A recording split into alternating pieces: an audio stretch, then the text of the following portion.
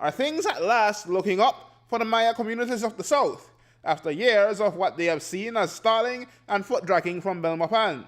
It remains to be seen as the Caribbean Court of Justice today set further deadlines for two important components of the consent order being fulfilled. What we had today out of this court hearing is, again, an order that has established two dates for the government to comply with. One has to do with the dispute resolution mechanism. The fact is that we cannot pursue the implementation of this order if there are ongoing violations, because at the end of the day, when we are finally implementing, there will be nothing to protect. So the court is very clear on that. And the government have explained that they need some time to take directives from those that make decision on the proposed mechanism that has been put before the court. Now they have committed to the court to have that finalized by April 6th, so that should be filed with the court. And the work plan needs to be appreciated in the context that this is about the future of the Maya people. This is about the future of many people. And it is something that we require, and which the court have instructed requires proper consultation. So again, we have failed, or the commission had failed to comply with dates it has given the court to hold consultation with the Maya people on this. They finally sent us a draft work plan 2 days ago that needs to be reviewed properly, as I said, because this is the future of the Maya people. We have committed to them that we will submit our review in writing by April 6th. And then we've gotten from the government side a commitment that within the next 2 months, we should be able to have an agreed and a joint work plan submitted to the C.C.J. as per its orders. Ms. told News 5 that despite government's insistence that it is taking their situation seriously, it is they at this point who have more to lose. The court today displayed its concern that its orders are not being followed. That is not good if we are going to try to use the court's time and effort to guide these very historic decisions to fruition.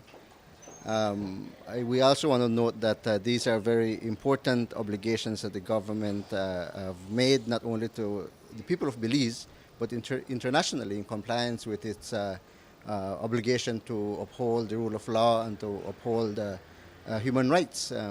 Belize, in fact, comes up for review before the United Nations Human Rights Council in November. And this certainly will be an issue that will be discussed there. And as good citizens of this wonderful country, we would like to be able to share with the rest of the world a positive trajectory for the defense of human rights and the rule of law in Belize.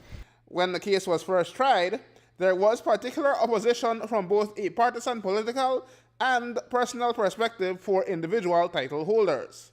Ms. says that has died down some, even as the attacks from would-be prospectors are sustained. We're not talking about an abstract idea here. It is the living reality of the people of the South.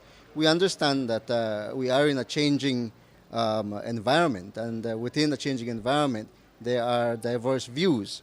It is therefore very important that the work plan is put in place so that we can give our communities, our people, proper guidance to determine how we construct a vibrant and a resilient future, not only for the Maya people of the South, but in a way that it contributes to the development of Belize. My understanding is that the company is still trying to pursue renewing its permit, its license.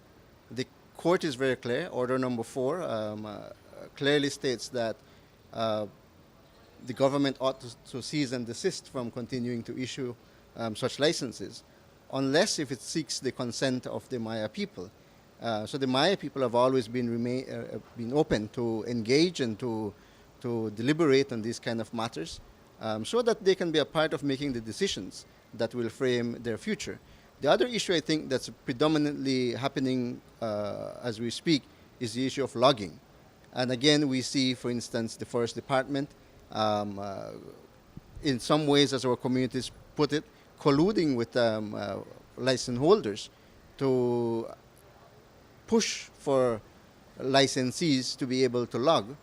We've also documented and reported the involvement of law enforcement accompanying these loggers to the communities in what we can say would be an act to intimidate the unity and the leadership of alcaldes and village chairmen in several of our communities. These are things that are of concern to us, and these are things that we're not only reporting to the court, but we are also reporting to the international community. Aaron Humes reporting for News 5.